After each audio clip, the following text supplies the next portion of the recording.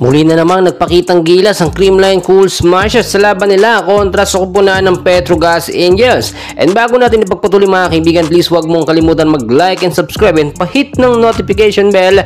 Maraming salamat po. Nakita naman natin, very intense talaga at crucial yung naging laban nga po ng Creamline at ng Petrogas Angels. Mainit po no, yung first 6 lineup na inilineup ng CCS. Pasok ang ating mga pambato. Ibang setup po ito ng first 6 mga kaibigan.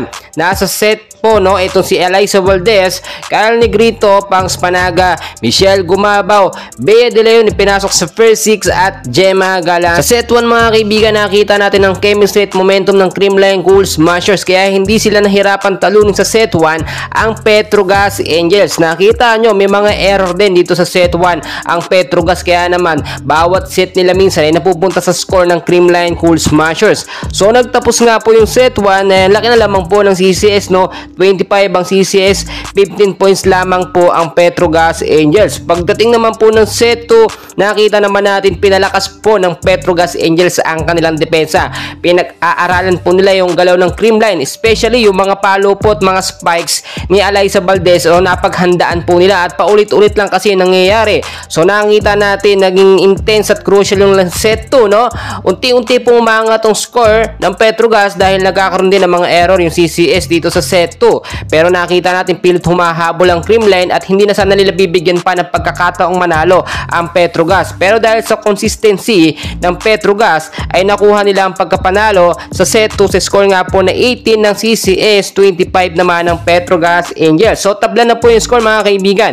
Pagdating naman ng set 3 dito talaga very intense yung laban mga kaibigan. Kung makikita po ninyo yung score po talaga nila ay nag-uunahan lamang no. Pagdating nga po sa early po ng set 3 talagang malalaman mo na kung sino ang mananalo. Nakita natin yung consistency at momentum ng Creamline no dito sa set 3 kung paano nila binago yung depensa nila at opensa. Kalagitnaan ng set 3 umiinit na ang CCS hanggang umabot nga po no sa dito sa tabla na ng set 3 umabot na sa 24-24 ang score at hindi pa rin nagpapatinag ang Creamline. Pilit naman lumalaban ng Petrogas Angels hanggang makuha ng CCS ang pagkapanalo. So pagdating naman sa set 4 mga kaibigan, dito akala natin makukuha na ng Creamline Cool Smashers ang pagkapanalo.